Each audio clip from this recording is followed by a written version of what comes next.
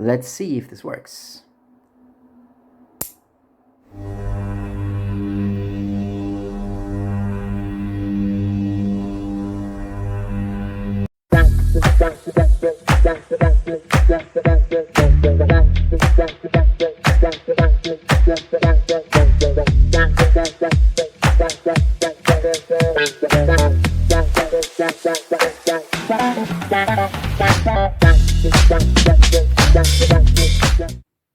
Bonjour, bonsoir, salut et bienvenue à la Minute de la Musique du Murdoch. And I won't stress my really poor knowledge of the French language any further. I've been practicing this intro for days. Today's episode goes electronic, and magnetic. The second review I did for the channel dealt with Kraftwerk. Today I'm going to look at the arguably more playful variant by a French gentleman, Monsieur Jean-Michel Jarre. A world-famous and interesting artist with an influential discography, especially his first few albums. Jean-Michel Jarre fans would probably expect me to start with his opus magnum Oxygen, but being the Murdoch that I am, I'm going to talk about Magnetic Fields today, or Les Champs Magnétiques, which is also the album I happen to own on vinyl. It came out in 1981 when Jarre was already considered an established visionary of electronic music. How all that happened, as always, in a short slideshow about the artist, and then we'll take a closer look at Magnetic Fields. It already begins with a quite unusual family background. Jarre's mother had been a member of the French resistance in World War II.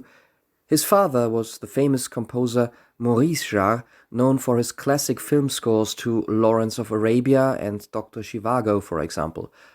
But father and son never had a good or close relationship.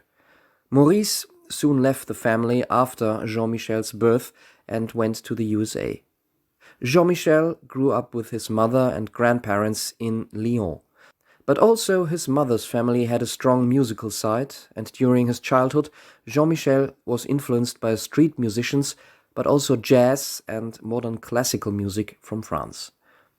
Jarre started painting and studied music in Paris. During that time he played guitar in various groups and also started experimenting with tape sound effects. As part of his studies, he also spent time in the studio of Karl-Heinz Stockhausen in Cologne in 1969. During that time he developed a fascination for sound experiments and synthesizers. He composed first experimental pieces for exhibitions, theaters, and small TV productions, and in 1971 released his first solo album of experimental instrumentals called Deserted Palace. He also composed the soundtrack for the French drama Les Granges Brûlées, starring Alain Delon, which was released on records in 1973. But this all did not lead to a stable career as musician. With a shoestring budget, Jarre released a solo home recording of purely electronic music in 1976. That album, titled Oxygen, originally was rejected by various record labels, but was finally released on the French label Dreyfus and quickly became a huge international success. To this day, Oxygen ranks as one of the most important and influential works in electronic music.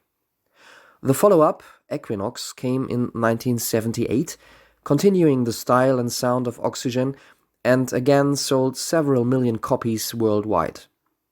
Jarre now had found his style and artistic expression and went on to develop ever more spectacular live shows to play his electronic music, which made him an internationally acclaimed performer.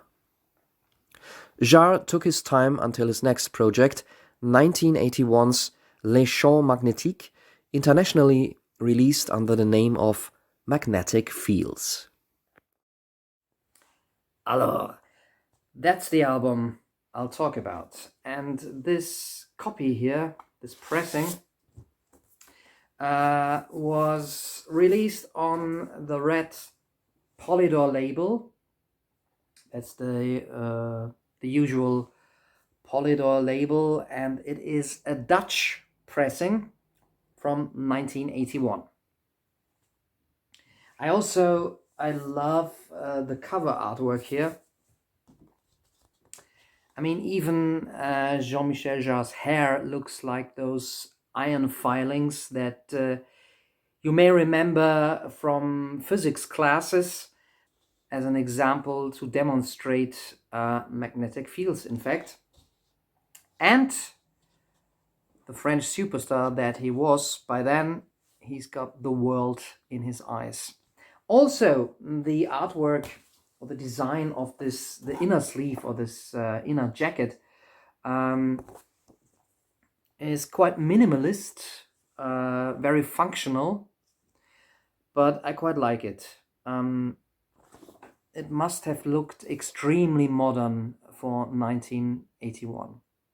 And this minimalist, very orderly design somehow also gets across the atmosphere of the music contained within. So let's talk about that.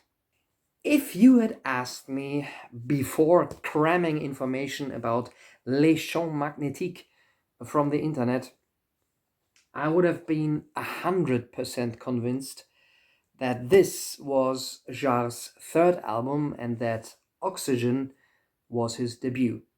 Both wrong, and this indeed is his fifth studio album.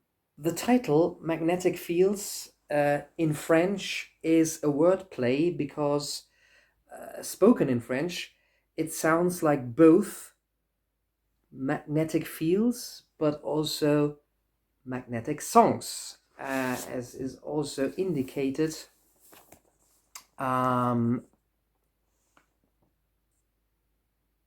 this little picture here. Still, I hope you viewers can tolerate that I will mostly refer to this album by its international title, Magnetic Fields, as it also says on the cover of my copy here. Magnetic Fields consists of 5 parts that make up the whole album, and like all of Jarre's music before, it is basically completely instrumental. Part 1 begins with an elevated, very lively synthesizer theme, pretty catchy, very science fiction, and early on also a vintage drum computer sets in. Vintage nowadays. Back in 1981, this must have been the crown of hi-fi equipment. Jarre's music on the albums before, or his soundscapes, had been more liquid or floating. Magnetic Fields is more rhythmic from the very start. The opening theme is a bit nervous, very agitated, changing between a minor and a major section. This music, this part 1, provides sounds that fans already knew from the predecessor albums Oxygen and Equinox, but in an updated fashion. One can clearly hear the roots of techno and EDM in this music.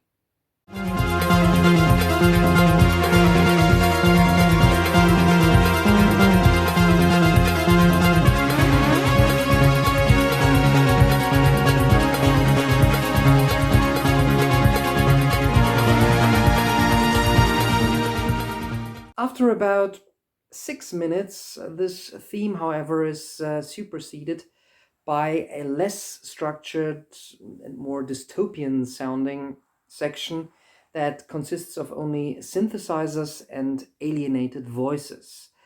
This part reminds me a little bit of the Blade Runner soundtrack by Vangelis, which came only 1 year later.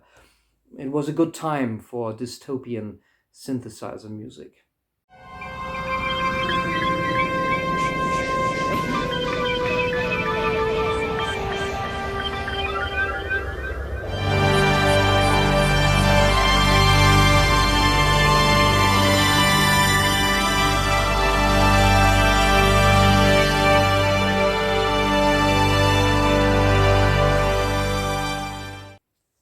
And this part develops into quite majestic chords that are suddenly cut off by yet another more hectic section with a very memorable melody. Think a French version of the Doctor Who theme. So this part 1, which takes up the entire first side, fuels expectations for side 2 of Magnetic Fields.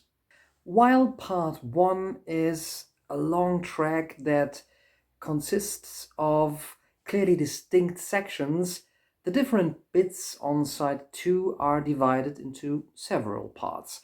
It starts with the hit of the album, Magnetic Fields Part 2, the most beat-centered track Jar had released up to that point. This can be wholeheartedly considered instrumental electro pop.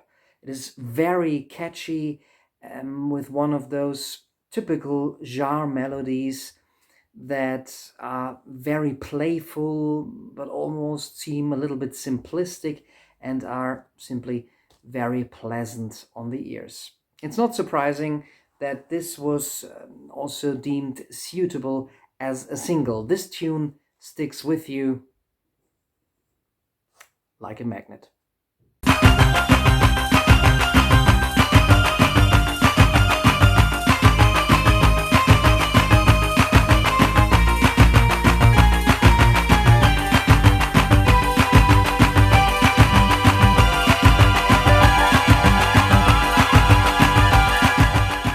Part 3 then is very different. We hear the sounds of trains and toy boxes playing, combined with shimmering synth sounds.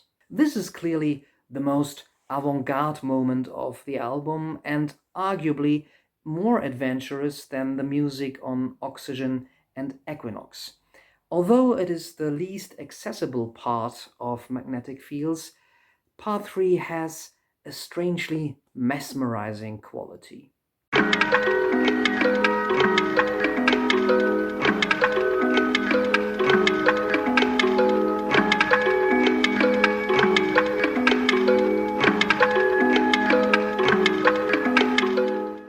Part 3 fades into Part 4, another more tuneful, fairly catchy part.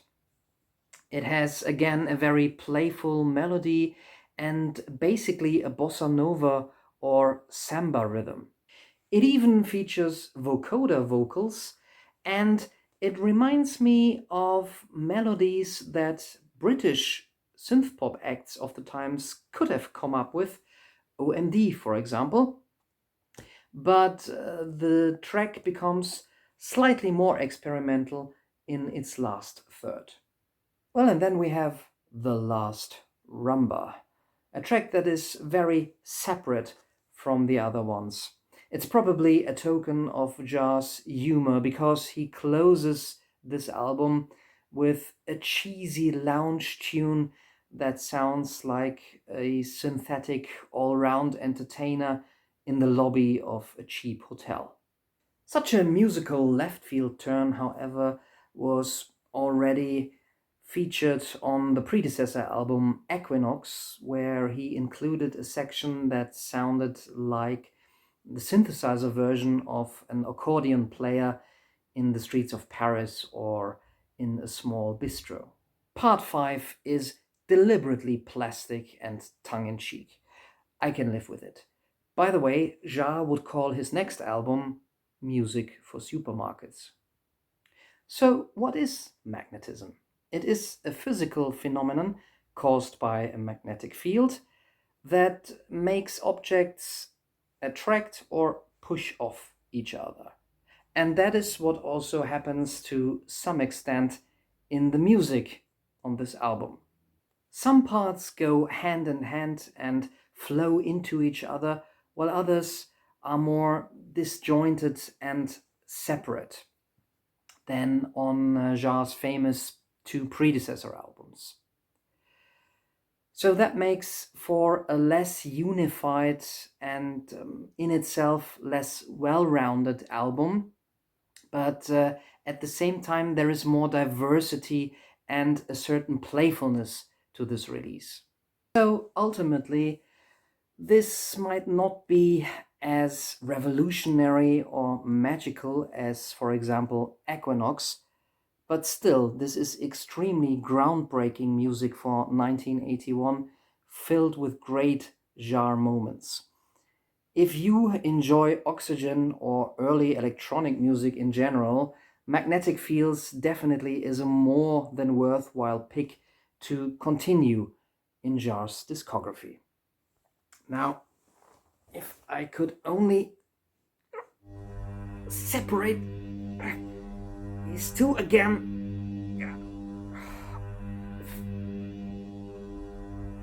See you later than sooner in another video.